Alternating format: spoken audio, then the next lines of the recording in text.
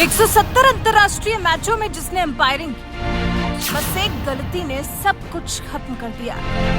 Umpiring से सीधे दुकान चलाने पर मजबूर कर दिया। नहीं सोचा होगा एक गलती की मिलेगी इतनी बड़ी सजा। कुछ गलतियां ऐसी होती हैं जिनकी कभी माफी नहीं मिलती। उसकी सजा हमें रुलाती है, मारती है, लेकिन जिंदा भी रखती है, मरने नहीं देती। ऐसी ही कुछ गलतियां की थी असद रऊफ ने। पाकिस्तान के दिग्गज अंपायर रहे असद रऊफ अपनी गलतियों का भुगतान कर रहे हैं और न जाने आगे और कब तक उन्हें ये भुगतान करना होगा।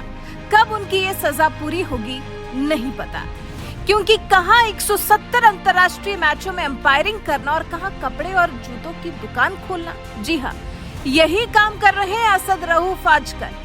हालांकि काम कोई बड़ा छोटा नहीं होता, लेकिन अंपायरिंग करते करते जिसे सीधे अपने इंटरेस्ट से अलग ये सब करना पड़े तो तकलीफ तो होती ही है, और हद से ज्यादा होती है।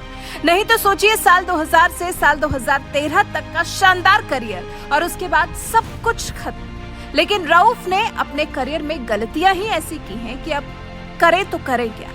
आईसीसी एलीट लिस्ट में शामिल रह चुके रऊफ लाहौर के मशहूर लांडा बाजार में जूते बेचते देखे गए। 2016 से आजीवन प्रतिबंध झेल रहे हैं।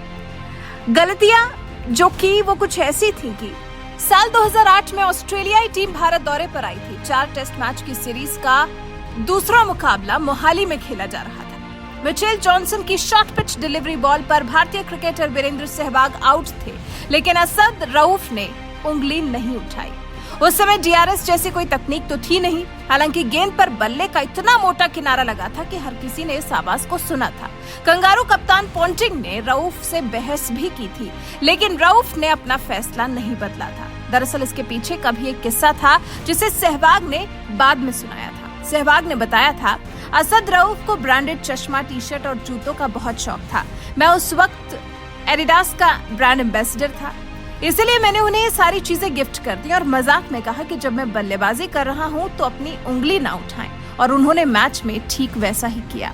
इस वाकये के अलावा आईपीएल 2013 के दौरान सट्टेबाजों से महंगे गिफ्ट लेने और मैच फिक्सिंग विवाद में शामिल होने के आरोप के बाद रऊफ को साल 2016 में बीसीसीआई ने 5 साल के लिए बैन कर दिया। उन्हें अनुशासन समिति की तरफ से भ्रष्ट आचरण और खेल को बदनाम करने की कोशिश करने वाला पाया गया। रऊफ ने फिक्सिंग पर कहा था, मैंने बाद में आए इन मुद्दों के अलावा आईपीएल में अपना सर्वश्रेष्ठ समय बिताया है। उनसे मेरा तो कोई लेना था ही नहीं, वो उनकी तरफ से आए और उन्होंने ही निर्णय ले लिए। इसके अलावा रऊफ मुंबई के एक मॉडल से यौन शोषण के आरोपों के लिए भी चर्चा में रहे थे। मॉडल ने दावा किया था कि पाकिस्तान के अंपायर रऊफ के साथ उनका संबंध है। मॉडल ने रऊफ पर शादी का वादा करने का भी आरोप लगाया था, लेकिन रऊफ ने इन आरोपों को सिरे से खारिज कर दिया था।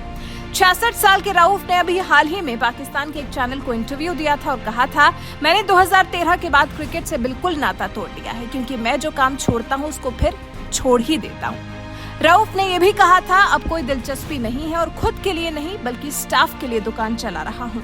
आपको बता दें, साल 2000 से साल 2013 के अपने करियर में रऊफ ने 49 टेस्ट, 98 वनडे और 23 टी20 मैचों में अंपायरिंग की। वो आईसीसी अंपायरों के एलीट पैनल का हिस्सा थे, लेकिन अब वो पूरी तरह से क्रिकेट से दूर हो चुके हैं, अपनी एक अलग दुनिया बसा चुके हैं। अब यही असद रऊफ लाहौर के लांडा बाजार में जूते और कपड़ों की एक दुकान चलाते हैं। वैसे रऊफ की इस कहानी पर आप क्या कहना चाहेंगे? रऊफ की जिंदगी में जो अंपायरिंग छोड़ पिछले 9 साल से जो वो अपनी दुकान चला रहे हैं, इस पर आपके विचार हमें कमेंट कर जरूर बताएं।